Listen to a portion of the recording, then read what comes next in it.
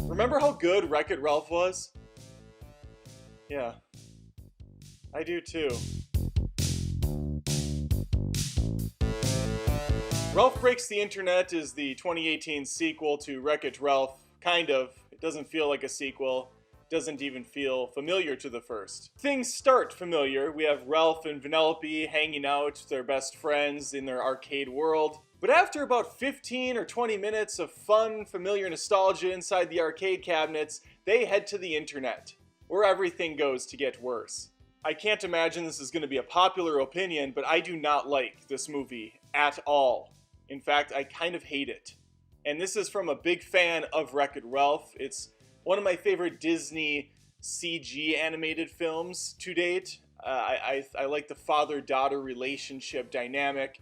The ending is kind of a little bit of a tearjerker for me as a dad. And when that movie was over, all I could think about as a huge video game fan myself is how much of an awesome world they had built up already. They established this world inside of a world like Toy Story did. It was a brilliant concept and one the studio could take in a ton of different directions, considering there's so many different genres of video games. Plus you have mobile games, you have console games. It's just the sky was the limit. I had no thought in my mind that they would go to the internet though. That didn't even cross my path, especially after that awful Emoji movie a couple years ago. But here we are in 2018, and Ralph is in the internet, and I am pissed. John C. Reilly as Ralph and Sarah Silverman as Vanellope don't miss a beat. They sound identical to the first, and they're fine. They're likable enough. It's just any of the characters they had previously established get very little screen time, and the time they do get doesn't go really anywhere. Ralph Breaks the Internet has almost nothing to do with video games at all.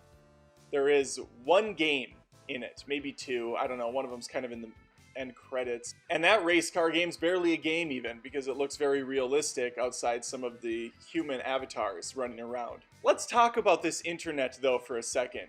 The thing that made Wreck-It Ralph 1 so charming was there was these real nostalgia games mixed with these pretend ones that Disney has created. In the internet, it's the same, except for they're corporations. You have Amazon, you have Google, you have Twitter, you have Pinterest.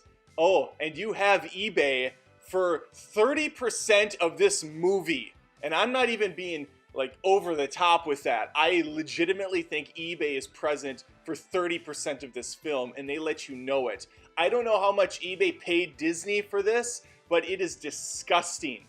If you would have told me that after Wreck-It Ralph 1, he was going to go into an internet and fight off a bunch of clone virus versions of himself with a giant pin from Pinterest, having to fall off the side of the building and land into a Gmail cart, which ran up the side of an Amazon headquarters, I would have laughed and said that's completely stupid and there's no way they would ever do something that degrading to a property. But they did.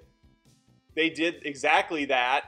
There's a point in the film where Ralph looks at nasty comments online and the new character, Yes, who's awful, just says, yeah, you're not supposed to look at the comments. And then he walks away and he's like, okay.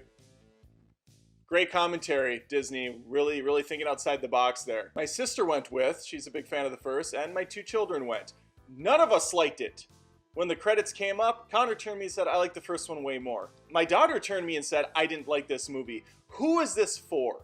Is my question. Now, all over the trailers, they were, of course, showing the Disney princesses, and that is easily the best part. In fact, it seemed like the only part they cared about. That whole thing maybe lasts 7 minutes.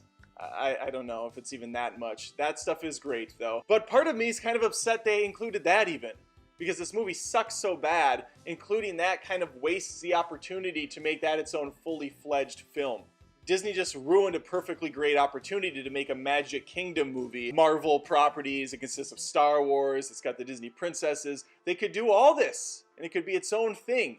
And they probably never will because they already ruined it and put it in this. I'm truly bummed out by this. I went in thinking this was an easy win. I've seen a lot of movies lately I really liked, so I had to have a gut check, I guess. They had to bring me back down to reality where they're not all going to be winners. And unfortunately, Wreck-It Ralph 2 is not. Early on, when we see our two leads inside the power strip, that kind of central station for everybody, they are sitting there on a bench.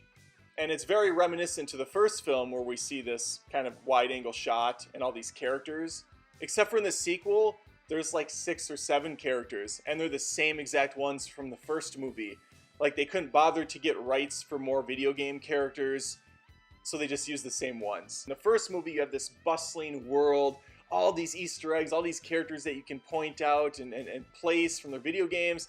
And then in the sequel, it's like 6 or 7 from the first. It's very empty, it's very hollow. And that is a perfect representation of what this movie is. It's empty, it's hollow, it's corporate. I just had a hard time believing this was the same director and team of writers. I looked and it is.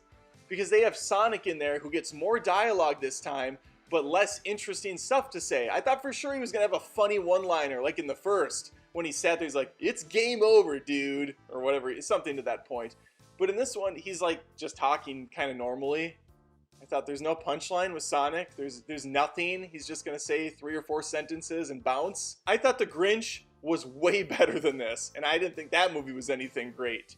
But at least I could sit through it and not almost fall asleep like I did here. Wreck-It Ralph, Ralph Breaks the Internet, felt like a 3-hour chore. I hope they call the third one Felix Fixes It, because that's what they need to do.